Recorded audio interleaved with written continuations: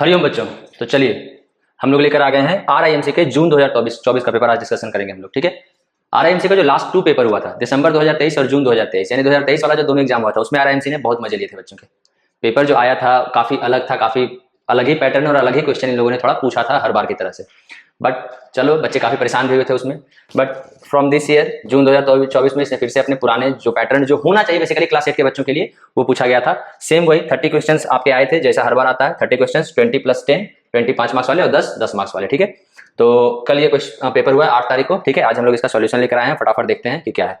मैं बोर्ड में बीच बीच में स्विच करता रहूंगा, ठीक है, जैसे जरूरत पड़ेगी। चलिए देखते हैं हम लोग।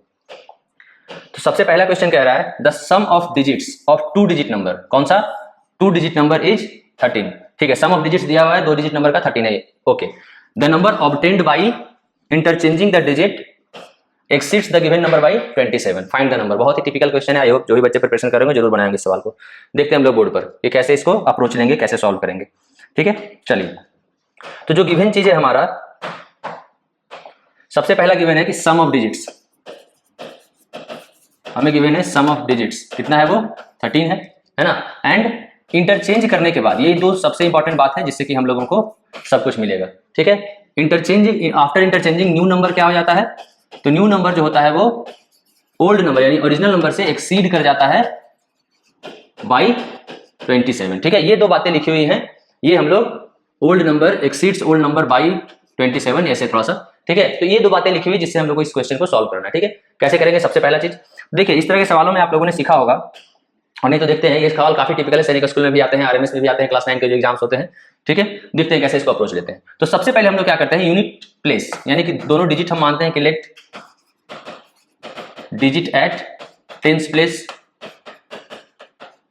x और यूनिट प्लेस पर y। देखो 2 डिजिट का नंबर है तो सिंपल सी बात है, 2 डिजिट का कोई भी नंबर अगर हम लोग लेंगे, जैसे 23 लिए तो एक टेंस प्लेस होता है और एक यूनिट्स प्लेस होता है। ठीक है, तो इसी से नंबर बनता है। अब देखिए इससे नंबर बनाएंगे अगर हम लोग, तो नंबर फॉर्म्ड क्या हो जाएगा 10x + y। अब कुछ बच्चे होते हैं जिनको यहीं पर प्रॉब्लम हो जाता है, आखिर ये 10x + y कैसे बना देते हैं, वो रट लेते हैं कई बार। ठीक है, कि 10 प्लेस को x जो 10 प्लेस पर है उसको 10 लिख दो और प्लस y कर दो। क्यों करते हैं वो भी थोड़ा समझिए, ताकि कोई भी डिजिट 3 डिजिट 4 डिजिट कुछ भी रहेगा हम लोग उसको सॉल्व कर सकते हैं। ठीक है, देखो कोई भी नंबर अगर हम लोग लिखते हैं, कोई भी नंबर अगर हमें दिया उसे हमें बनाना होगा तो हम कैसे बनाते हैं। आपने बचपन में पढ़ा होगा एक्सपेंडेड फॉर्म और शॉर्ट फॉर्म। तो अगर मैं कहूँ 23 को एक्सपेंडेड फॉर्म में लिखो तो आप लिखोगे 2 × 1 नहीं 10 प्लेस पहले तो 10 + 3 × 1। तो आपने देखो बेसिकली क्या किया, डिजिट को उसके प्लेस वैल्यू से मल्टीप्लाई किया, डिजिट को उसके डिजिट इंटू प्लेस वैल्यू। यहां भी देखो वही हुआ है, डिजिट इंटू प्लेस वैल्यू। तो बस यही इसी तरीके से करते हैं, बीच में क्या कर रहे हैं, बीच में प्लस का ऑपरेशन करते जा रहे हैं। इसी तरह से कोई भी नंबर हम लोग बेसिकली बनाते हैं। ठीक है, तो इसीलिए हमारा 10 प्लेस पर x था तो डिजिट x इंटू 10 उसका place value 10x + y × 1 y। ठीक है, तो ये हमारा ओरिजिनल नंबर है। नाउ न्यू नंबर जो बोला है, तो न्यू नंबर क्या बोला है, आफ्टर इंटरचेंजिंग द डिजिट्स, है ना, इंटरचेंजिंग द डिजिट्स। तो न्यू नंबर में क्या है, तो न्यू नंबर में हमारे 10 प्लेस पर आ गया है y और यूनिट्स प्लेस पर आ गया है x, है ना, ये चीज हो गई है। तो न्यू नंबर क्या फॉर्म करेंगे हम लोग, तो न्यू नंबर जो हमारा फॉर्म हो जाएगा वो हो जाएगा हमारा 10y + x, है ना। 10 प्लेस पे y है तो 10y + यूनिट्स प्लेस पे x है तो x। ठीक है, 10y + x। अब आते हैं हम लोग क्वेश्चन पे, क्वेश्चन क्या क्या कह रहा है उसके हिसाब से हम लोग फटाफट से आंसर देना शुरू करते हैं, है ना। चलिए थोड़ा सा इसको मैं साफ सफाई कर देता हूं। चलो भाई चलो हट जाओ।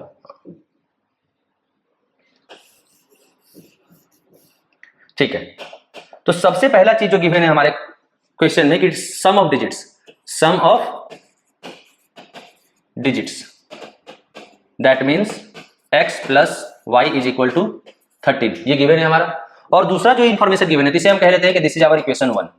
दूसरा जो गिवन है कि नया नंबर जो है वो पुराने नंबर से कितना ज्यादा है, तो 27 ज्यादा है। लिखा हुआ है ना कि exceeds by 27, new number is exceeds by 27, मतलब नया नंबर 27 बढ़ जाता है पुराने वाले से। ठीक है, चलो तो उसको भी सॉल्व कर देते हैं। तो न्यू नंबर हमारा है 10y + x, है ना, ये कितना ज्यादा है, तो 27 ज्यादा है। तो मतलब अगर इसमें हम पुराना नंबर अपना ओरिजिनल नंबर जो था हमारा 10x + y उसे अगर सब्ट्रैक्ट कर दे तो हमें आना चाहिए 27। ये हमारा इक्वेशन 2 है। इसको थोड़ा सा सिंप्लीफाई अगर हम लोग करेंगे तो 10y - y क्या हो जाएगा हमारा 9y और x + x - 10x तो -9x = 27। तो यहां से आप देखोगे कि y - x और 9 यहाँ से कॉमन लेंगे तो आ जाएगा 27/9 यानी कि 3। इसे इक्वेशन 2 मानते हैं हम लोग, इसे नहीं। ठीक है, आसान रहेगा सॉल्व करने में। ठीक है, अब यहाँ से देखिए दो, ये पहला इक्वेशन ये और दूसरा इक्वेशन ये, पहला इक्वेशन ये। अब इन दोनों को क्या करना है हमें, इन दोनों को सिंपली सॉल्व कर लेना। आई होप आपको थोड़ा सा लीनियर इक्वेशन सॉल्व करना आता होगा। बहुत ही सिंपल है, x + y = 13 यहाँ से।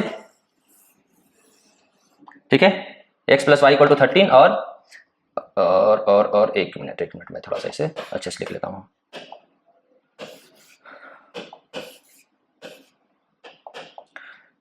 y + x = 13। यहाँ देखो y - x है ना, बस इसके लिए वो चीज मैंने करी है। आप कैसे भी लिख सकते थे 3। अब इन दोनों को जब हम ऐड करेंगे, तो आपको पता है ये तो खत्म हो जाएगा, ये आ जाएगा 2y = 16। और ये क्या इंप्लाई करता है, दिस मीन्स y = 8। तो आप किसी भी इक्वेशन 1 या इक्वेशन 2 कहीं भी बिठाओ आप y की वैल्यू, तो x की वैल्यू क्या आ जाएगी बालकों, देयरफॉर x = 5। तो हमारा ओरिजिनल नंबर क्या था, 10x + y, यानी 10 × 5 + 8 है ना, 10 × 5 + 8। तो हमारा नंबर आ गया, therefore number = 10x + y, that means 58। तो पहला का आंसर आ गया हमारा 58। ठीक है, आई होप सभी को क्लियर होगा। तो फर्स्ट का आंसर मैं यहाँ लिख देता हूँ, फर्स्ट का आंसर होगा 58। ठीक है, चलिए क्वेश्चन नंबर 2 की तरफ बढ़ते हैं। क्वेश्चन नंबर 2 बहुत ही सिंपल है। ठीक है, एक्सपोनेंट्स का क्वेश्चन है। हर बार ये क्वेश्चन आता है, हर बार एकदम लिखा हुआ है, आरएमसी में आएगा इस तरह का प्रॉब्लम एक। ठीक है, अब इसमें अगर आप ध्यान से देखें, देखो इसको सॉल्व करने का अपना तरीका है। कुछ बच्चे किसी भी तरीके से आप तोड़ सकते हैं। यहाँ पर दिख रहा है 3 और 5 के टर्म्स में, अलग अलग टर्म्स को हम तोड़ सकते हैं। तो पहले ना उसको उस टर्म में लिखते हैं। तो यहाँ आपको दिख रहा होगा कि 10 जो लिखा हुआ है उसको हम लिख सकते हैं 2 × 5 इसकी पावर -5, राइट। यहाँ जो 6 लिखा हुआ है उसे हम लिख सकते हैं 2 × 3 का पावर -5। इस तरीके से तोड़ना जरूरी है, क्योंकि जब हम तोड़ेंगे तो दिखेगा कि बहुत सारी चीजें आपस में कट जा रही हैं। ठीक है, तो इसलिए सिंप्लीफाइड फॉर्म में करके लिखना जरूरी है, क्योंकि अदर टर्म्स 3 और 5 में लिखे हुए हैं, है ना, प्राइम नंबर्स में लिखे हुए हैं। तो उनको काटने के लिए हमको बाकियों को भी थोड़ा प्राइम फैक्टर करके लिखना पड़ेगा। अब यहाँ पर एक हम एक्सपोनेंट का जो रूल होता है कि a × b की पावर अगर x लिखी हुई है, इसे हम लोग लिखते हैं a का पावर x × b का पावर x लिख सकते हैं, है ना। आई होप सभी को पता होगा। इसी चीज का हम लोग इस्तेमाल करेंगे। तो आइए आगे सॉल्व करते हैं। ठीक है, कि आगे क्या लिखेंगे। तो पहले तो जो चीज लिखा है उसे लिखते हैं 3 का पावर -5 ×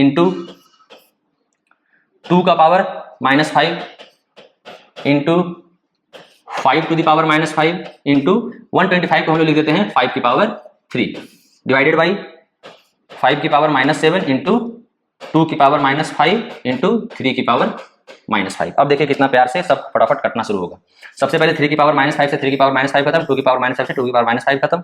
अब यहाँ से आप देख पा रहे हो ऊपर है 5 का पावर -5 और 5 का पावर 3। तो आई होप सभी को ये वाला फॉर्मूला जरूर याद होगा, a का पावर m × a का पावर n, यानी अगर बेस सेम होता है तो पावर हमारा ऐड हो जाता है ना।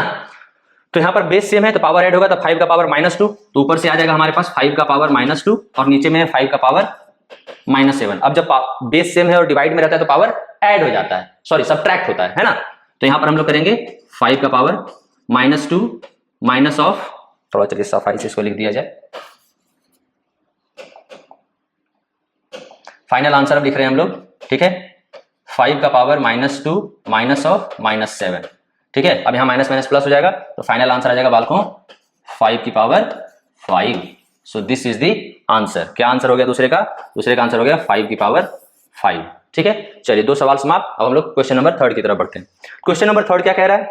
The thickness of a metallic tube, एक मेटालिक ट्यूब है जिसकी थिकनेस 1 सेंटीमीटर दी हुई है, 1 सेंटीमीटर मोटा एक ट्यूब है, and the inner diameter of the tube is 12 centimetre. Find the weight of 1 metre long tube if the density of metal is 7.8 gram per centimetre cube. चलिए थोड़ा सा इसे बोर्ड में करेंगे हम लोग, है ना। तो क्वेश्चन नंबर 3 की तरफ अगर हम लोग देखें क्या क्या चीज दिया हुआ है, इसे देखिए। सबसे पहले दिया हुआ है थिकनेस। सवाल को जब बनाते हैं ना तो ये सब चीज लिखना चाहिए, ठीक है, इससे आपके सवाल गलत कभी नहीं होगा। थिकनेस दिया हुआ है हमारा 1 सेंटीमीटर। इनर डायमीटर,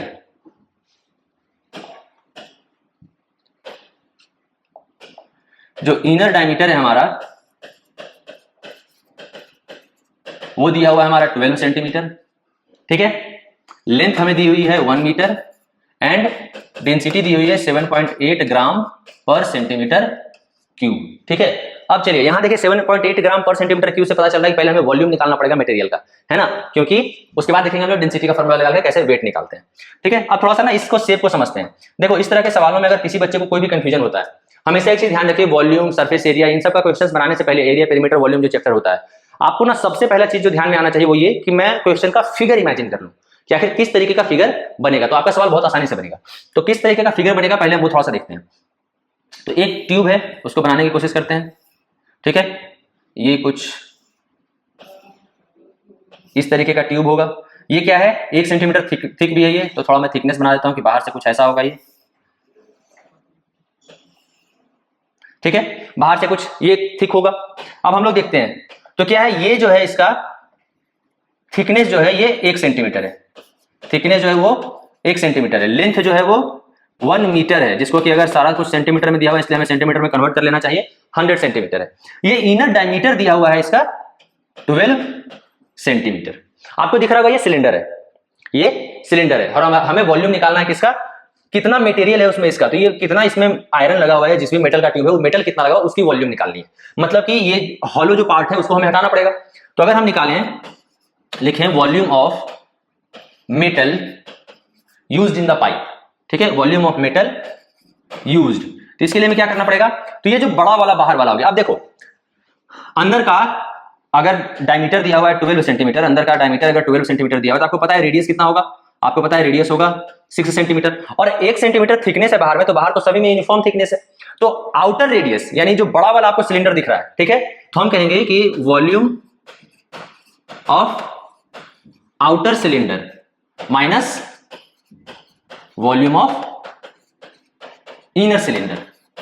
जो अंदर में आपको दिख रहा है हॉलो सिलेंडर जिसका कि 6 सेंटीमीटर रेडियस है, उसको बाहर वाले से अंदर वाले घटाएंगे तो जो बीच वाला बचेगा वो हमारा निकल जाएगा, है ना। तो आउटर सिलेंडर जो है वॉल्यूम ऑफ आउटर सिलेंडर, तो आउटर सिलेंडर का रेडियस कितना हो जाएगा 6 centimetre plus 1 centimetre. I hope सभी को समझ आ रहा होगा, 6 सेंटीमीटर ये प्लस 1 सेंटीमीटर का ये जो थिकनेस हो गया, है ना। तो ये पूरा का पूरा इस सेंटर से यहां तक 7 सेंटीमीटर बाहर वाले का रेडियस, है ना, बाहर वाले का रेडियस जिसको हम कैपिटल आर से लिख देते हैं, ठीक है। और वॉल्यूम ऑफ सिलेंडर क्या होता है, तो वॉल्यूम ऑफ सिलेंडर का फॉर्मूला आप सभी को पता होना चाहिए, होता है पाई आर स्क्वायर एच, है ना। और आप सबों के लिए एक टास्क रहेगा, कमेंट बॉक्स में जरूर बताइएगा पाई आर स्क्वायर एच आता कैसे है, कैसे इसको डिराइव कर सकते हैं, क्या एक सर्किल की मदद से इसमें कुछ दिख रहा है, ठीक है, जरूर बताइएगा। चलिए तब तक आगे देखते हैं इस सवाल को। तो वॉल्यूम ऑफ आउटर सिलेंडर क्या हो जाएगा, pi capital R square into h minus pi small r square into h, small r inner radius, ठीक है। अब अगर इसे सॉल्व करें तो पाई एच तो हमारा बाहर आ ही गया, आर स्क्वायर कितना था हमारा, तो 7 का स्क्वायर, आर स्क्वायर है हमारा 7 का स्क्वायर माइनस 6 का स्क्वायर, ठीक है, capital R square minus small r square, ठीक है, यहां तो कोई दिक्कत नहीं होनी चाहिए। तो वॉल्यूम जो आ गया हमारे मेटल का आ गया पाई इंटू एच इंटू 13, इसको आप सॉल्व करेंगे तो 13 आएगा, है ना, ए प्लस बी माइनस 713 इंटू 1, ठीक है। चलिए 13 ये आ गया इतना सेंटीमीटर क्यूब। अब ये आ गया हमारे पास वॉल्यूम। अभी पाई और एच की वैल्यू नहीं दिख रहे हैं, एच का हमें गिवन है 100 सेंटीमीटर, पाई का वैल्यू हम 22/7 ले लेंगे, ठीक है। लेकिन अभी हम इसको सॉल्व करते हैं और आगे देखते हैं कि अगर कहीं पर कटता है क्या। नाउ अब हमें निकालना है वेट, अब ध्यान देना बच्चों, हमें निकालना है वेट, है ना। तो वेट निकालना है तो आपने पढ़ा होगा फॉर्मूला, डेंसिटी इक्वल टू होता है मास बाई वॉल्यूम, है ना। तो यहां से मास अगर निकाले हम तो डेंसिटी इंटू वॉल्यूम कर देते हैं हम लोग।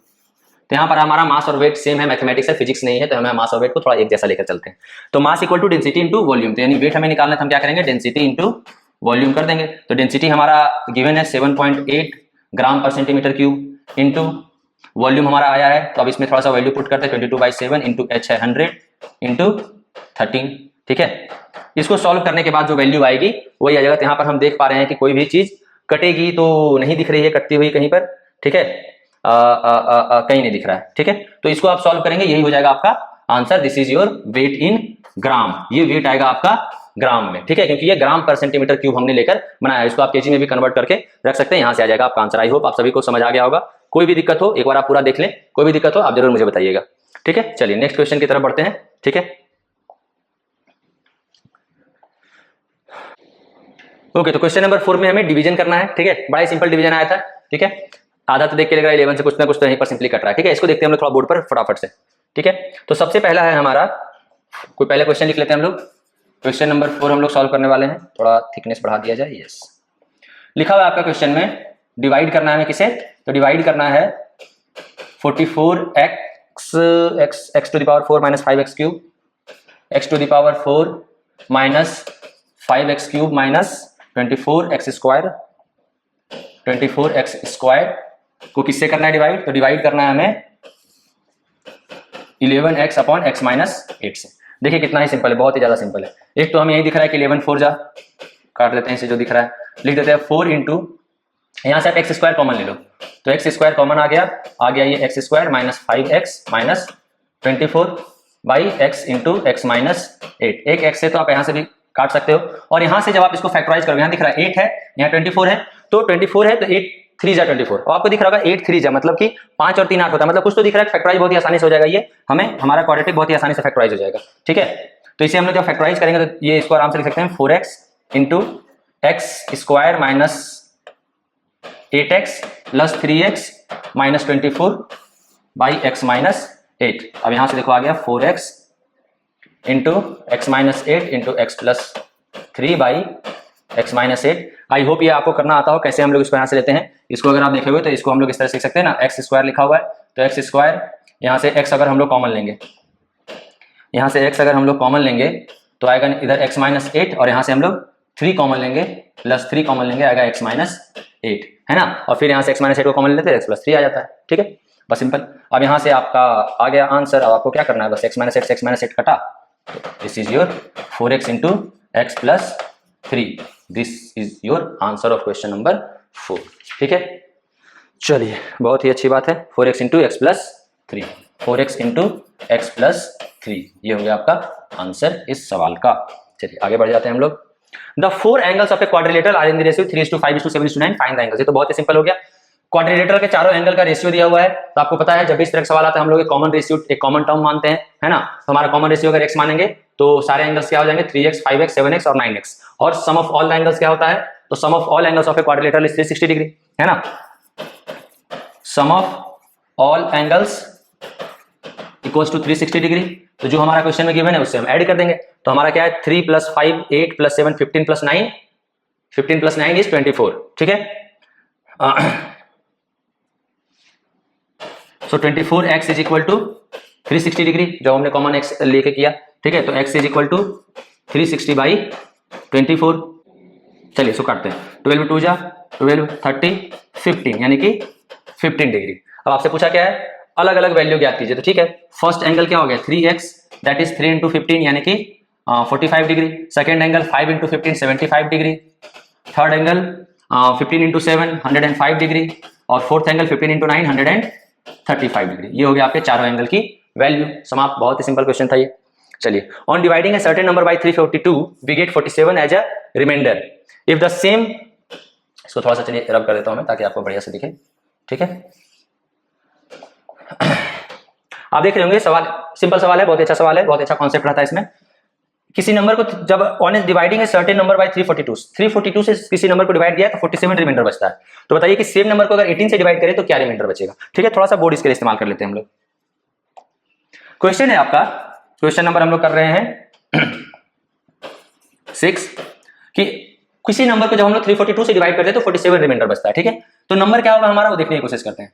तो कुछ भी कोसेंट मान लेते हैं, एनीथिंग ABCD Q कोसेंट मान लेते हैं हम लोग। तो नंबर जो हमारा आएगा, नंबर इज इक्वल्स टू 342 से हमने डिवाइड किया, 342 इंटू कोसेंट प्लस रिमाइंडर, यही होता है, ये होता है डिवीजन थ्योरम, है ना। Divisor into quotient plus remainder is equal to number. तो ये नंबर है हमारा, ये हमारा नंबर है, ये हमारा नंबर है, ठीक है, ये हमारा नंबर है। पहला केस में दिया हुआ है कि रिमाइंडर कितना आया है, तो पहला केस में रिमाइंडर दिया हुआ है जब 342 से डिवाइड करते हैं तो रिमाइंडर है हमारा 47। अब हमसे पूछा गया कि अगर इसी नंबर को इफ डिवाइडेड बाई 18 तो क्या होगा रिमाइंडर, ठीक है। करते तो हमारा नंबर तो ये था, ना, तो हम उसको 18 से डिवाइड करते हैं। अब देखो नंबर क्या था हमारा 342 इंटू कोसेंट प्लस रिमाइंडर, इसे हमें 18 से डिवाइड करना है, इसे हमें 18 से डिवाइड करना है। आप जब देखोगे तो देखो क्या कर सकते हैं हम लोग, इसको ऐसे लिख सकते हैं 342 into quotient by 18 plus 47 by 18। देखो बच्चों यहां पर आप देख पाएंगे, यहां पर जब आप देखेंगे ये 19 टाइम्स में लग जाता है, ठीक है, ये 19 टाइम्स में कट जाएगा इससे। तो ये तो पूरा का पूरा कट गया ना, तो इस पार्ट से कोई भी रिमाइंडर बचेगा नहीं बचेगा, इस पार्ट से कोई भी रिमाइंडर नहीं बचेगा। जो भी रिमाइंडर बचेगा वो यहां से बचेगा, ठीक है। तो इसको जब आप मिक्स फ्रैक्शन में लिखोगे तो आपको पता है 2 टाइम्स ये लगेगा और बचेगा रिमाइंडर कितना 11/18। तो 47 को जो 18 से डिवाइड करने पर जो रिमाइंडर बचेगा वही इस पूरे नंबर को डिवाइड करने से भी बचेगा। तो कितना रिमाइंडर बच रहा है 47 से 11 रिमाइंडर बच रहा है ना। तो इसलिए इसका आंसर क्या होगा 11। देखो कभी भी इस तरह का सवाल रहे कि किसी नंबर को हम किसी से डिवाइड किए हैं तो इतना रिमाइंडर आया है, अब उसी नंबर को किसी और नंबर से डिवाइड करें तो क्या रिमाइंडर आएगा, कुछ नहीं करना है आपको। पहले आप नंबर लिख लीजिए डिवीजन थ्योरम के हिसाब से, ठीक है। हमने क्या लिखा है divisor into quotient plus remainder, ये फॉर्मूला आपने पढ़ा होगा। This is equals to dividend होता है ना, यानी जो हमारा नंबर है हमने उसे लिख दिया, ठीक। फिर उसी नंबर को हमने 18 से डिवाइड कर दिया डिवाइड। अब आपको पता है फ्रैक्शन में अलग अलग जो टर्म्स होते हैं प्लस माइनस से सेपरेटेड करके उसको अलग अलग हम लोग लिख सकते हैं, हमने लिख दिया सबको। पहला वाला टर्म जो था हमारा वो पूरे के पूरे डिवाइड हो गया कंप्लीटली, जो कंप्लीटली डिविजिबल होता है उससे तो कोई रिमाइंडर बचेगा नहीं, तो यहाँ से रिमाइंडर आया 0, प्लस इस वाले टर्म को जब हमने डिवाइड किया तो इससे रिमाइंडर आया 11, तो बस यही वाला टर्म से रिमाइंडर आ रहा है, इसलिए अगर इससे भी कुछ आता तो सारे रिमाइंडर ऐड कर देते हैं, ठीक है। तो फिलहाल के लिए हमारा रिमाइंडर 11 है, तो आंसर क्या हो जाएगा बच्चों, तो इस सवाल का आंसर हो जाएगा आपका 11, ठीक है। चलिए अगला क्वेश्चन, क्वेश्चन नंबर 7 की तरफ पढ़ते हैं हम लोग। The LCM of two number is 9 times their HCF।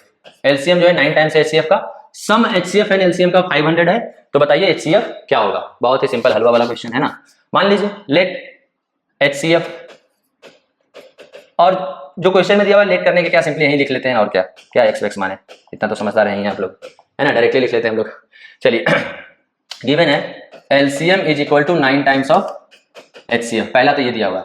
दूसरा गिवन है कि HCF plus LCM is equals to 500, यहीं से हमारा सवाल का आंसर आ जाएगा, है ना। कैसे, तो HCF प्लस LCM को हम लोग क्या लिख सकते हैं, 9HCF, तो लिख देते हैं 9HCF इज इक्वल्स टू 500, तो therefore HCF is equals to 9HCF plus HCF 10HCF equal to 500, तो HCF इज इक्वल टू 50। ये लो आ गया सवाल का आंसर। पूछा क्या है आपसे, फाइंड देयर HCF, लो HCF पूछा, HCF 50 आ गया, एक बार में सवाल समाप्त हो गया, आंसर HCF इक्वल टू 50। चलिए अब थोड़ा क्वेश्चन नंबर 8 की तरफ बढ़ते हैं।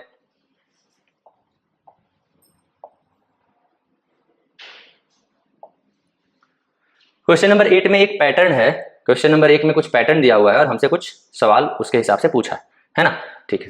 पहला दिया हुआ है 1 लिखा हुआ है, तो 1/2 into 1 plus 1 into 1 plus 1 1 plus 2 है, तो इस तरीके का कुछ पैटर्न हमारा गिवन है। इसी पैटर्न को अगर हम लोग फॉलो करें तो इसमें देखो क्या दिखता है कि जो सबसे लास्ट वाला टर्म रहता है n टर्म रहता है, nth टर्म 3 है, तो 3 उसी को देखो क्या किया, 3 इंटू 3 प्लस 1, यानी n इंटू सिंपली इस वाले टर्म को क्या किया है, यहां पर ले गया है, यहां पर भी ले गया है, यहां पर प्लस 1 किया है, लास्ट में 1/2 से डिवाइड किया। यहां भी देखो 4 है, तो यहां भी सेम लास्ट टर्म को ले गया 4 इंटू फिर 4 प्लस 1, 1 से जब है तो वहां तक, तो 1 से n तक का सम है, तो यहां भी क्या बोल रहा है 1 टू 50 तक का सम, 1 टू 50 तक का सम। तो अगर हम लोग इसी पैटर्न पर a को बनाएं इसी पैटर्न पर a को बनाएं तो हमारा nth टर्म है 50, तो हमारा सम इक्वल टू क्या निकल जाएगा, हमारा a का जो सम इक्वल्स टू हम लिख सकते हैं, यानी इसका जो सॉल्यूशन होगा वो 1/2 सबसे पहले लिखना है इस पैटर्न के हिसाब से 1/2, फिर ब्रैकेट में ब्रैकेट दे देते हैं, फिर ब्रैकेट के अंदर सबसे पहले nth टर्म यानी सबसे लास्ट वाला टर्म है ना, सबसे लास्ट वाला टर्म 50 है, तो 50 हमने लिख दिया।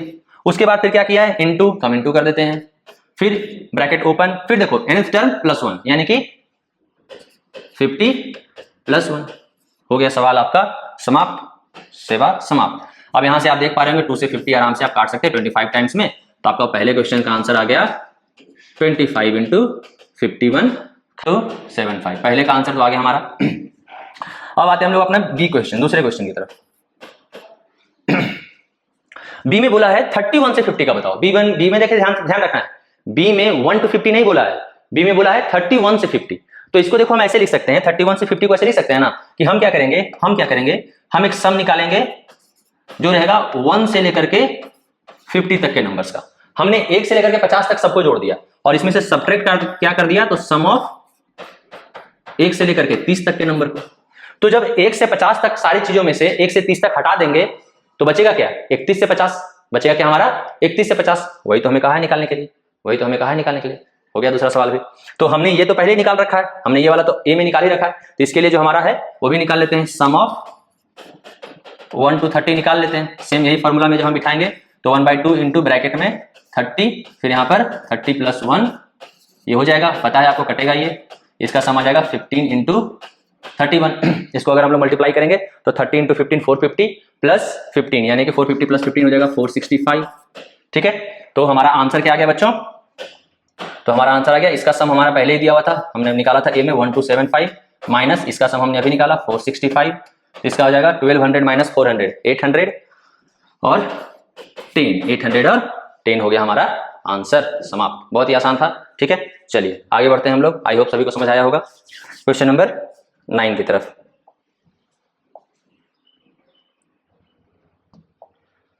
क्वेश्चन नंबर 9 फिर से बहुत ही बच्चों वाला क्वेश्चन है ना।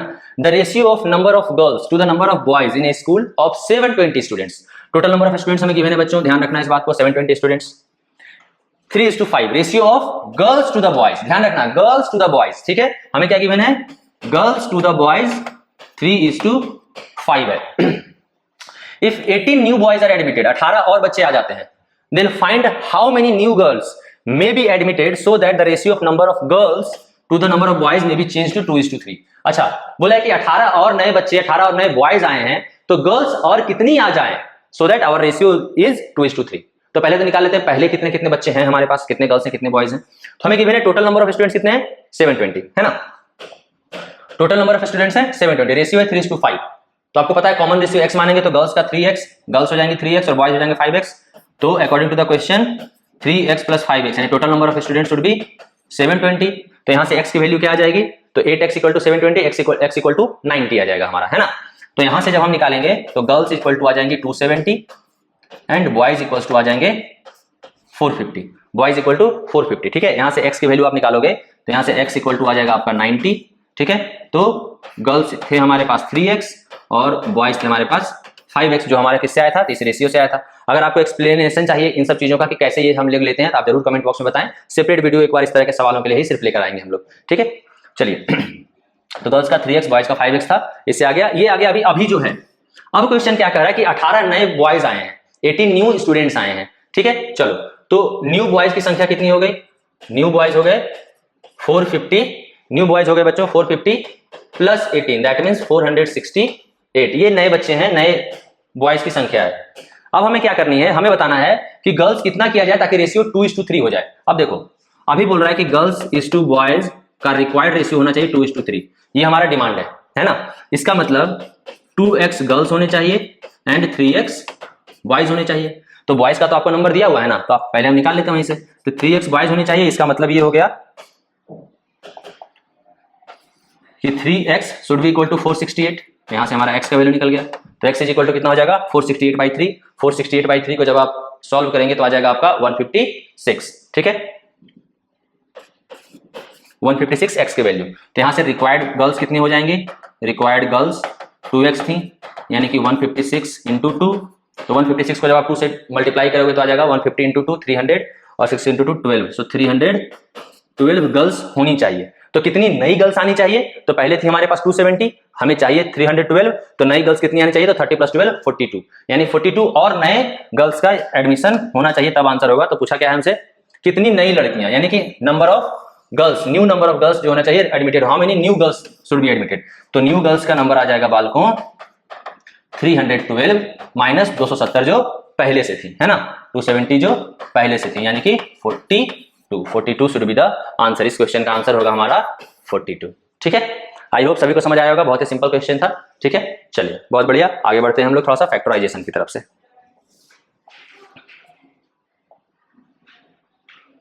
चलिए फैक्टराइज द फॉलोइंग, इनको फैक्टराइज करना है तो क्या करें, ठीक है, कर देते हैं, क्या करें, कर देते हैं फैक्टराइज, ठीक है। तो ए कह रहा है x² - y² - 9z² + 6xy। थोड़ा सा अगर ध्यान से इसे देखेंगे तो इसमें y² - 9z² + 6xy, 6 यानी कि 9z यानी कि 3z का स्क्वायर लिखा हुआ है, 6xy लिखा हुआ है 2 × 3। तो यहां से बात हमें समझ आ रही है कि 6yz है भाई, तो अभी गड़बड़ हो जाता, हाँ 6yz है ना। तो यहां दिख रहा है हमें कि 2 × 3 करके लिखा हुआ है, तो यहां से दिख रहा है कि a - b का a + b का होल स्क्वायर पर फॉर्मूला तो बैठ रहा है। चलो इसको सेट करते हैं थोड़ा सा।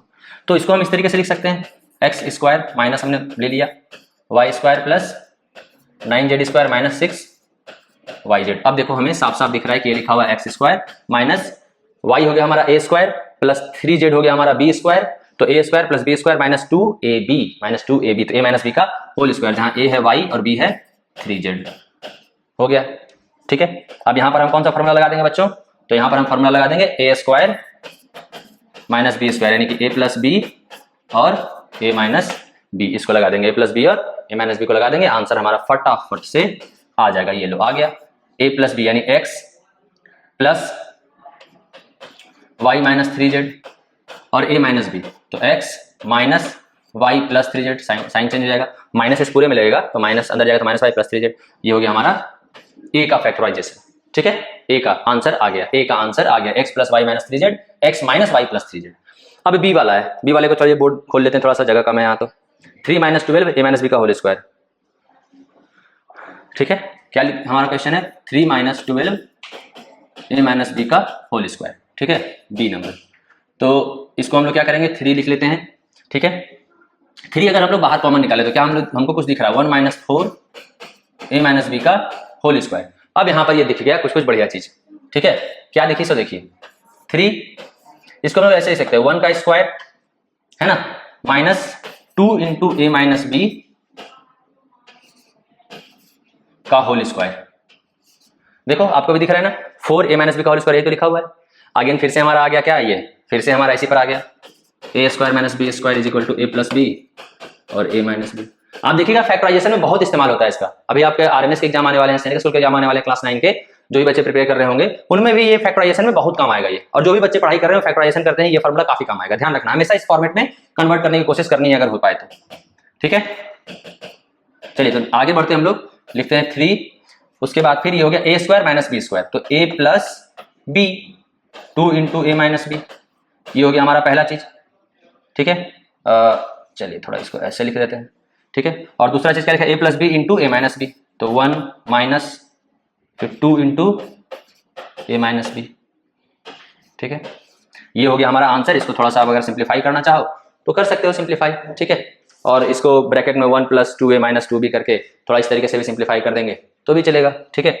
ऐसे लिख देते हैं इसको एक ही में, 1 प्लस 2a माइनस 2b और 1 माइनस 2a प्लस 2b, ठीक है। ये हो गया हमारा फाइनल आंसर सिंप्लीफाइड, ठीक है, खत्म। चलिए अगले सवाल की तरफ बढ़ते हैं। 10th नंबर हो गया, सिंपल था। अब देखिए, Rohan has 3 times as many 2 rupee coins. इस बार आरएमसी ने मजे लिए हैं, मतलब क्या है ना कि पिछले 2 बार से क्वेश्चंस को घुमा फिरा इतना ज्यादा रहा था कि बच्चे परेशान हो गए थे। इस बार क्वेश्चन बनाने में बोला कि चलो आराम से एकदम चिल करते हैं। आप यही सवाल देखोगे 5 नंबर में भी है, सेम सवाल 10 नंबर वाले में भी आएगा, तो क्वेश्चन भी रिपीट हो गया। चलो बढ़िया, आपने क्या बच्चों को नंबर मिलेगा बढ़िया से, बट एक का ये बोनस क्वेश्चन हो गया वो 10 नंबर वाला 5 नंबर वाला, किसी ना किसी को तो बेकार में हो जाएगा। किसी का दोनों गलत हुआ तो बेचारे का 15 नंबर बेकार में चला जाएगा, किसी का दोनों सही हुआ तो 15 नंबर मिल भी जाएगा एक ही क्वेश्चन से, ठीक। फिलहाल क्वेश्चन पढ़ते हैं। तो Rohan has 3 times as many 2 rupee coins as he has 5 rupee coins, मतलब 5 रुपी कॉइन जितना है ना उससे 3 टाइम्स 2 रुपी कॉइन्स है। कितना है टोटल, 77 रुपीज लेके घूम रहा है बालक। तो कितने हर एक कॉइन्स है वो देख लेते हैं, चलिए देख लेते हैं। 11 नंबर बात करें तो दिया हुआ है कि 2 रुपी कॉइन्स, तो लेट 5 रुपी कॉइन x है। तो आपको दिया हुआ है कि 2 रुपी कॉइन कितने हैं, तो 3 टाइम्स ऑफ 5 रुपी कॉइन, तो 2 रुपी कॉइन कितने हो जाएंगे हमारे 3x। टोटल मनी कितना है बच्चे के पास, टोटल मनी जो लेके घूम रहा है वो घूम रहा है 77 रुपीज। तो 77 रुपये किससे बने होंगे, इसी 2 रुपये और 5 रुपये से मिला करके। तो अब अकॉर्डिंग टू क्वेश्चन अगर हम लोग लिखें, इस इक्वेशन को देखिए लिखते कैसे हैं, यहीं पर बच्चे गड़बड़ करते हैं। कुछ बच्चे क्या करते हैं, सिंपली 3x और प्लस x इक्वल टू 77 कर देते हैं और फिर बाद में फंस जाता है मामला, कह रहा है ये कैसे हो रहा है, तो हो ही नहीं रहा है। तो देखो 3x प्लस x नहीं करना हो तो कॉइन हो गया ना, कॉइन थोड़ी ना हमें दिया हुआ है, हमें कॉइन की संख्या नहीं दी हुई, हमें दी हुई है टोटल वैल्यू, रुपये कितने उसकी संख्या दी हुई है। तो देखो 5 रुपए का अगर x कॉइन है मेरे पास, अगर 5 रुपए का मैं 5 कॉइन लेके रखूंगा तो कितने रुपए होंगे मेरे पास, 5 गुने 5 25 रुपया। इसी तरह से 5 रुपए का x कॉइन है तो मेरे पास पैसा कितना होगा 5 into x rupees, right. Plus similarly 2 रुपए का मेरे पास 3x कॉइन है, मेरे पास कितना पैसा होगा 2 गुना 3x रुपीज, और इक्वल टू दोनों को मिला के होना चाहिए 77। अब यहाँ से आप देख पा रहे होंगे 5x plus 6x 11x is equal to 77, तो यहाँ से x इज इक्वल टू 7 आ गया आपका। अब यहाँ से आप फटाफट आंसर निकाल लीजिए कि रुपीज 2 कॉइन कितने हो गए 3x which is equal to 21 और 5 रुपीज के coin x which is equal to 7 हो गया आपका आंसर, ठीक है। सेवा समाप्त। चलिए तो यानी कि 2 रुपए के कॉइन कितने होंगे 21 और 5 रुपए के कॉइन कितने होंगे 7। आप यहाँ से देख पाते हैं 7 5 35 और 42 35 प्लस 42 77 रुपीज, ठीक है। चलो क्वेश्चन नंबर 12 में क्या दिया हुआ है, एन इक्विलेटरल ट्रायंगल, कौन सा triangle, equilateral triangle of each 4.1 centimetre is made of a wire, एक वायर से बना हुआ है, ठीक है भैया बढ़िया बात है। If the same piece of wire is bent into a ring, एक रिंग बना दिया अगर हमने, तो बताइए रिंग का डायमीटर क्या होगा, रिंग का डायमीटर क्या होगा। बहुत ही सिंपल सवाल है, ठीक है, तुरंत से खत्म करते हैं इसको हम लोग। देखो क्वेश्चन हमें क्या दिया हुआ है, क्वेश्चन हमें गिवन है कि एक इक्विलेटरल ट्रायंगल है, 2 बातें ध्यान में रखिए हमें, इक्विलेटरल ट्रायंगल है, ठीक है, और हर एक साइड कितने का था 4.18 centimetre. Let me just confirm once, 4.18 centimetre, yes 4.18 centimetre का हर एक साइड था, जिसको क्या कर दिया गया, बनाया हुआ था ट्रायंगल एक, ठीक है। तो आपको पता है इक्विलेटरल ट्रायंगल अगर कोई रहता है बच्चों तो उसमें सभी साइड बराबर रहते हैं, उसमें सभी साइड बराबर रहते हैं। तो हमें एक साइड दिया हुआ, हम आराम से इसका पेरीमीटर निकाल सकते हैं, 3 इंटू 4.18 सेंटीमीटर, सभी साइड बराबर है, सभी साइड को ऐड करेंगे 3 इंटू 4.18 सेंटीमीटर, ठीक है। ये हो गया हमारा पेरीमीटर। अब हमें पूछ रहा है किसी को क्या किया, इसी को एक सर्कुलर रिंग में कन्वर्ट कर दिया गया। इसी को क्या किया, कन्वर्ट कर दिया सर्कुलर रिंग में। आराम से कन्वर्ट कर सकते हैं, वायर था, ट्रायंगल था, उसको सर्कल में बना दिया।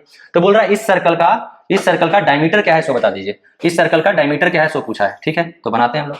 तो देखो जब भी शेप ट्रांसफॉर्मेशन होता है, हमेशा ध्यान रखिएगा, जब भी शेप ट्रांसफॉर्मेशन होगा 2D फिगर्स का कॉन्सेप्ट इसमें यह है कि जब भी 2D फिगर में शेप का ट्रांसफॉर्मेशन होगा, एक शेप से दूसरे शेप में बनाएंगे हम लोग, सेम चीज से फर्स्ट से सेकंड शेप में जाएंगे, तो एक चीज हमेशा कांस्टेंट रहेगी, वो रहेगी उसका पेरीमीटर, वो रहेगा उसका पेरीमीटर। पेरीमीटर हमेशा कांस्टेंट रहेगा, क्योंकि देखो बाउंड्रीज तो सेम है ना, सेम ही तार है। पेरीमीटर क्या होता है, तार का लंबाई।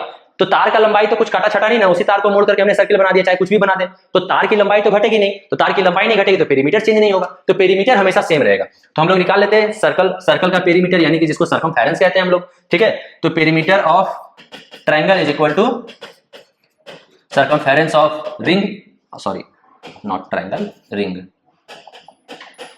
रिंग, ठीक है।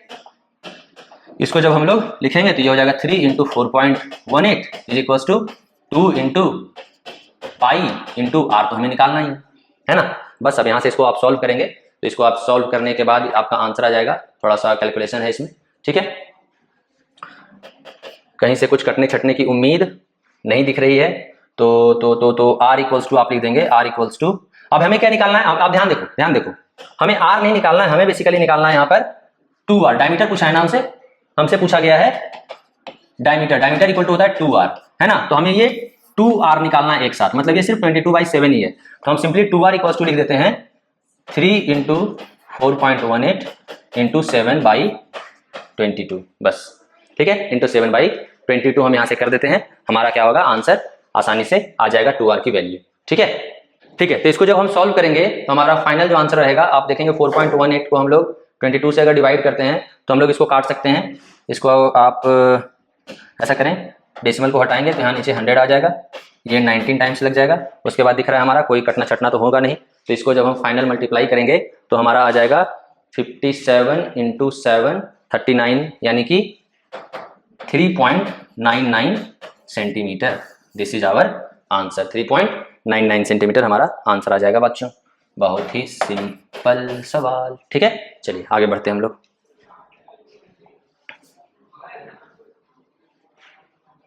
थर्टीन नंबर क्वेश्चन में देखें तो है find the least number which must be subtracted from 402 so as to get a perfect square, also find the square root of the perfect square. यहां से आप देख पा रहे हैं, अगर आंसर की बात करें तो 402 है, इसके सबसे नजदीक में परफेक्ट स्क्वायर कौन है, 400, है ना। पर इसको सॉल्व कैसे अगर करें, कोई भी नंबर अगर दिया हुआ रहे तो डिवीजन मेथड से पहले हम लोग इसको स्क्वायर रूट निकालने की कोशिश करते हैं। तो 402 को अगर आप हम लोग निकालेंगे स्क्वायर रूट, तो यहाँ पेयर बनाते हैं, 2 2 4 लग जाएगा यहाँ पर, ठीक है। कटम नीचे 02 आपको लगेगा नहीं, तो 0 टाइम्स लगेगा, तो 20, रिमाइंडर बच गया हमारा 2। तो क्या करेंगे हम लोग, रिक्वायर्ड नंबर जो हमारा हो जाएगा, required number 402 minus 2 that is 400, ठीक है। यहाँ जो रिमाइंडर बचता है ना उसे हम लोग सबट्रैक्ट कर देते हैं उस नंबर में, ठीक है। हमारा परफेक्ट स्क्वायर निकल गया 400। अब इसका परफेक्ट स्क्वायर और इसका स्क्वायर रूट पूछा, तो 400 का स्क्वायर रूट आता है 20, तो स्क्वायर रूट यही वाला नंबर आ जाता है बच्चों, ठीक है। चलिए बहुत ही सिंपल सवाल था, 20 आंसर और 400 आंसर इसका, ठीक है। अगला बोला इवेल्युएट, इसको हमें इवेल्युएट करना है। जब भी ऐसे क्यूब रूट का पावर दिया हो रहा है, तो सबसे पहले हम लोग क्या करते हैं, प्राइम फैक्टराइजेशन करते हैं, है ना, प्राइम फैक्टराइजेशन। चलिए थोड़ा करके देखते हैं। जब आप करेंगे इसको तो देखेंगे कि ये कंप्लीटली नहीं हो रहा है, ठीक है। क्वेश्चन नंबर 14 की तरफ अगर हम लोग देखें तो cube root of 968 plus cube root of 1375, तो हम लोग 968 को अब प्राइम फैक्टराइजेशन करते हैं।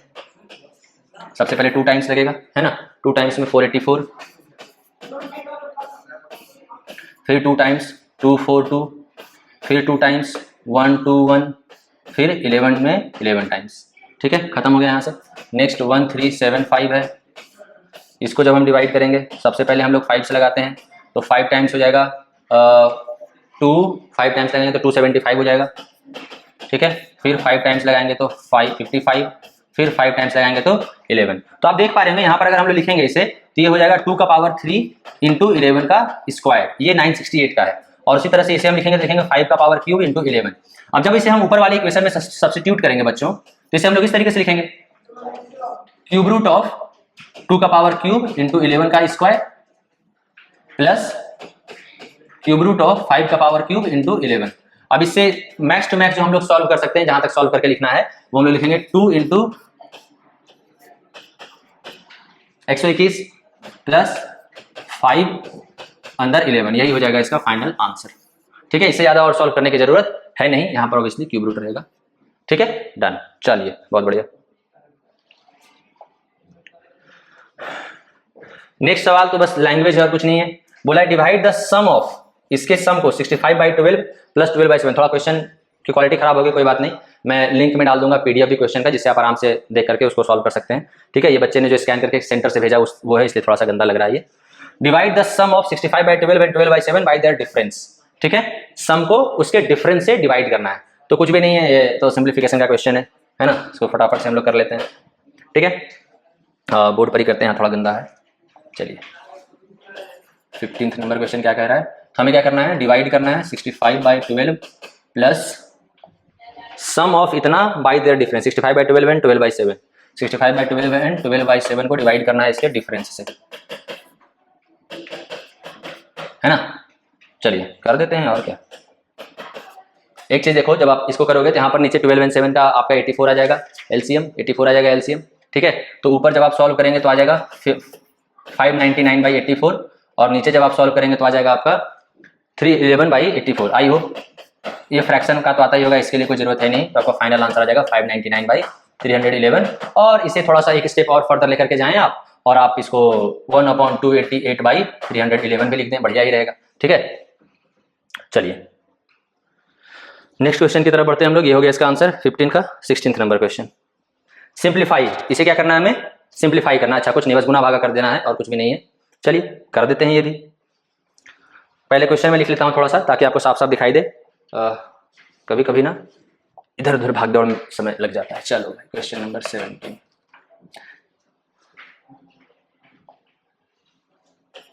बच्चा x³ minus 2x² x³ minus 2x² plus 3x minus 4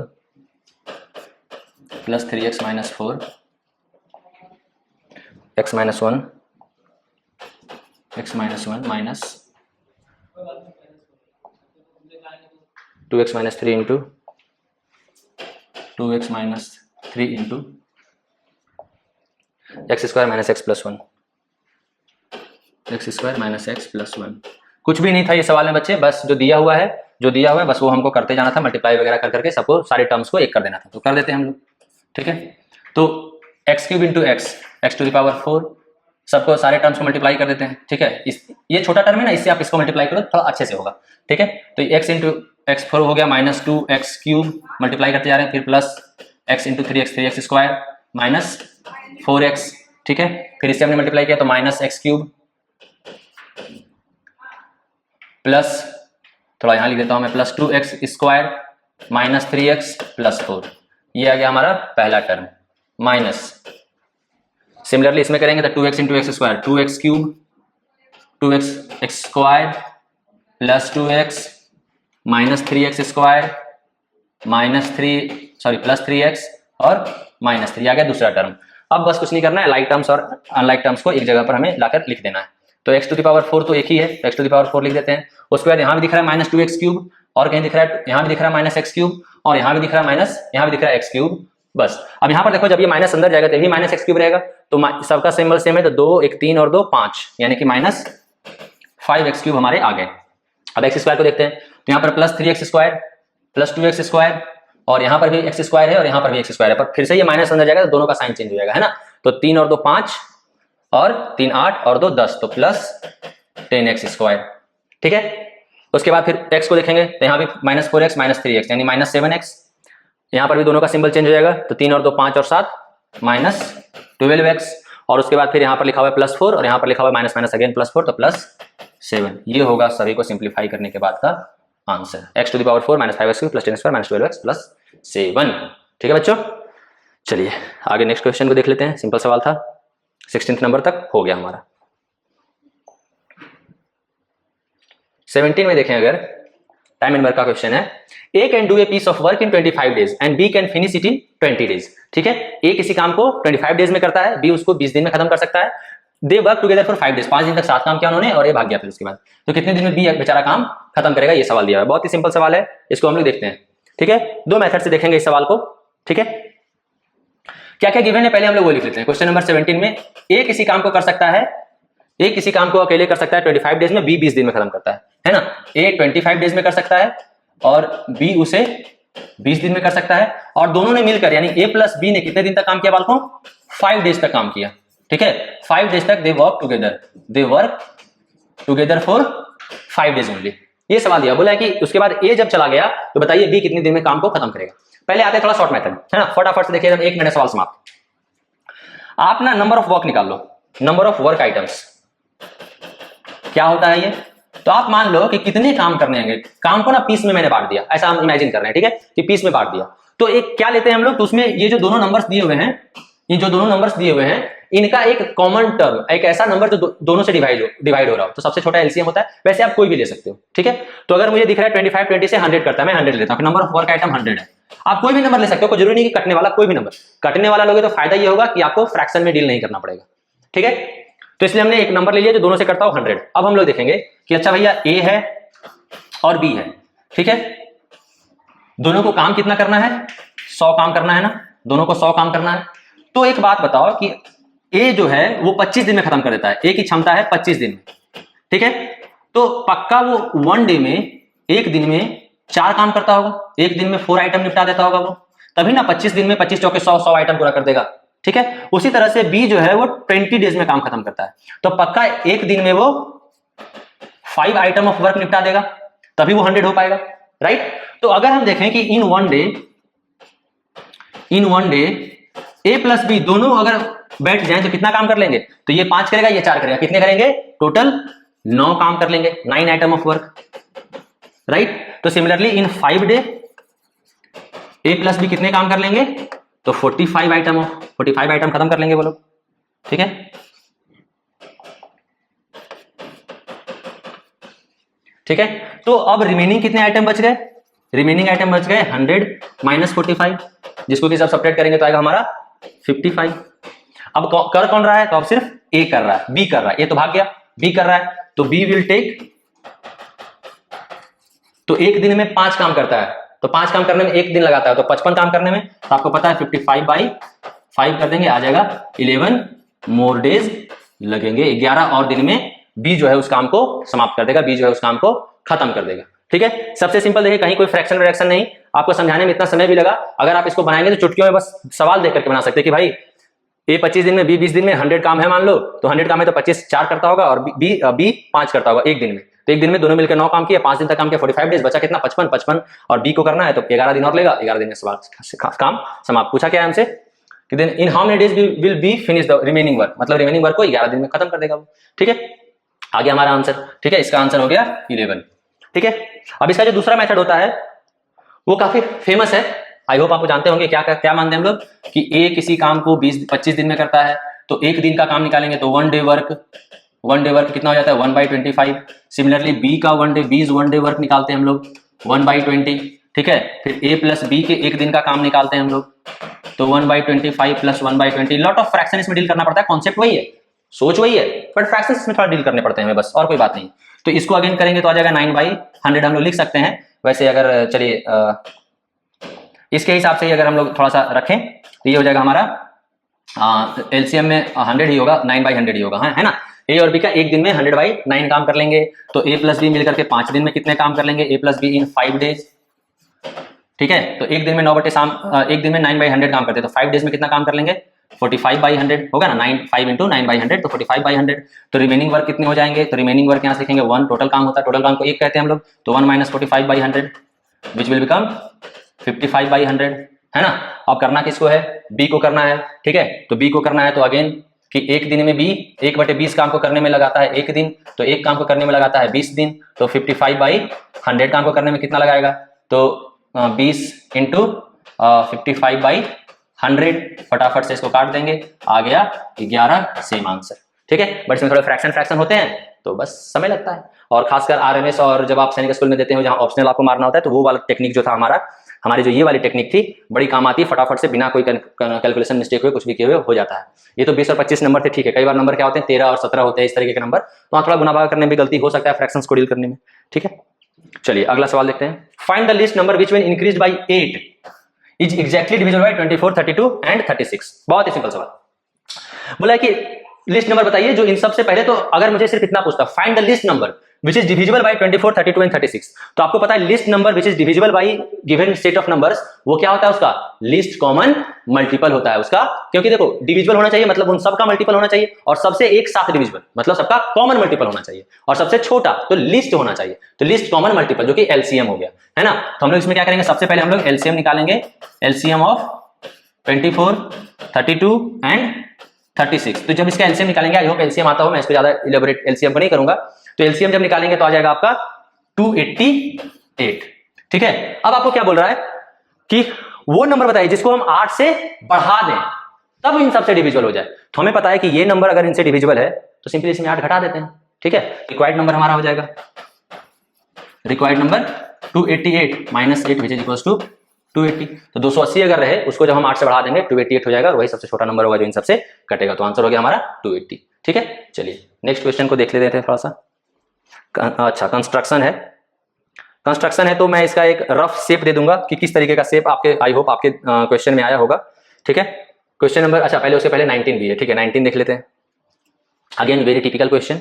ठीक है, बढ़िया है। The ratio of volumes of two sphere is 1:8, find the ratio of their surface areas. बहुत ही बढ़िया क्वेश्चन, बहुत ही सिंपल क्वेश्चन रहता है ये। ठीक है, कैसे, सो देखिए, बोला है कि वॉल्यूम का रेशियो दिया हुआ है ना, question number 19, volume of sphere 1 by volume of sphere 2 है 1:8। अब आप जब देखोगे बालकों तो बेसिकली है क्या लिखा हुआ है, ये लिखा है 4/3 पाई r1 का क्यूब बाई 4/3 पाई r2 का क्यूब इक्वल्स टू 1/8। ये क्या है, तो आपको पता होगा ये है formula for volume of sphere, formula for volume of sphere वही लिखा हुआ है। तो यहां से आप सब कुछ जब आप देख रहे हो तो आप देख रहे हो कि सब तो खत्म हो गया, बचा क्या हमारे पास, तो r1/r2 का होल क्यूब इक्वल्स टू 1/8 बचा। तो यहां से आपने तुरंत बता दिया मुझे कि r1/r2 क्या होगा सर जी, 1/2 होगा, है ना, कोई दिक्कत वाली बात नहीं। अब हमें निकालना है रिक्वायर्ड क्या है हमारा, तो वॉल्यूम नहीं, surface area, surface area of sphere 1 by surface area of sphere 2 का रेशियो निकालना है। तो बस बिठा देते हैं, सरफेस एरिया का फॉर्मूला होता है 4πr1 स्क्वायर बाई 4πr2 का स्क्वायर। ठीक है, 4πr1 का स्क्वायर बाई 4πr2 का स्क्वायर। फिर से देखेंगे तो सब तो कट गया, बचा क्या हमारे पास, r1/r2 का होल स्क्वायर दैट इज 1/2 का होल स्क्वायर। तो हमारा आंसर आ गया बच्चों 1/4, 1/4 इज आवर आंसर। ठीक है, आई होप बहुत ही सिंपल था, सबको समझ आया होगा। तो इसका आंसर जो आ जाएगा हमारा 1/4 आ जाएगा। ठीक है, और 1:4। ठीक है, using ruler and compass only construct a quadrilateral ABCD in which AB 3.5, BC 6.5, A 75, B 105 और C 120 डिग्री। ठीक है, ABCD हमें कंस्ट्रक्ट करना है एक क्वाड्रिलेटरल। ठीक है, चलिए क्वाड्रिलेटरल कंस्ट्रक्ट करते हैं थोड़ा सा, जो जो दिया हुआ है उसके हिसाब से। ठीक है, ओके, सबसे पहले गिवन है हमारा कि हमारा AB होना चाहिए 3.5 सेंटीमीटर का। मैं बनाता जाता हूँ, रूलर वगैरह है इसमें, पर अभी उतना कोई जरूरत नहीं है, आराम से बना दिया मैंने। AB हो गया हमारा 3.5 सेंटीमीटर। उसके बाद क्या बोल रहा है, उसके बाद बोल रहा है BC होना चाहिए 6.5 सेंटीमीटर। तो ये A ये B, तो BC 6.5, बट BC 6.5 बनाने से पहले हमें देखना पड़ेगा कि क्या कोई एंगल है क्या, ABC करके कोई एंगल है क्या। तो यहां दिख रहा है कि एंगल A है 75 डिग्री और B है 105 डिग्री। अगर हम लोग यहां पर लिखें A, ये लिखें B, तो एंगल A 75, B है 105। 105 का मतलब रफ आइडिया अगर मैं दूं तो कैसे बन रहा होगा, तो ऐसे बन रहा होगा, ऑब्ट्यूज एंगल की तरफ जाएगा 105 डिग्री, है ना। तो यहां B और यहां हो जाएगा हमारा C। अब ये 75 डिग्री तो पक्का ये 90 से तो कम होगा, एक्यूट एंगल की तरफ से होगा। ठीक है, तो ये कैसे बन रहा होगा, ये कुछ ऐसे ही बनेगा। ठीक है, और उसके बाद फिर C है 120 डिग्री, तो C है 120 डिग्री मतलब कुछ इस तरीके से बन रहा होगा, ये यहां से भी राइट, और आप ए को इससे मिला दीजिए,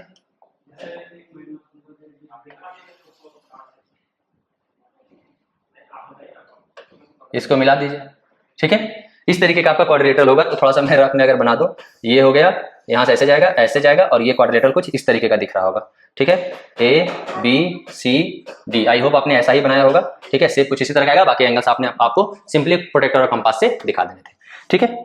चलिए, तो ये हो गया पार्ट ए समाप्त, पार्ट ए समाप्त। पार्ट बी हम लोग शुरू करेंगे अगले वीडियो में, ठीक है। तब तक के लिए आप इसको आंसर को मिलाइए और बताइए कि आपके कितने मार्क्स आ रहे हैं। पेपर बहुत ही आसान था हर बार की तरह से, और पेपर कहा जाए तो 7-8 के बच्चों के लिए इसी तरीके से होने भी चाहिए, ठीक है, ना कि जिस तरीके से 2023 में पूछ दिया था। बच्चे काफी परेशान थे, पर ठीक था। चलिए, कुछ कुछ सवाल वो डाल सकता है उस तरीके का जो उसने पिछली बार पूछा था, बट नॉट कि पूरा पेपर में ही मैक्सिमम हो रहे, पर कुछ कुछ सवाल डालने चाहिए, ठीक था वो, ठीक है। चलिए, ओके बच्चों।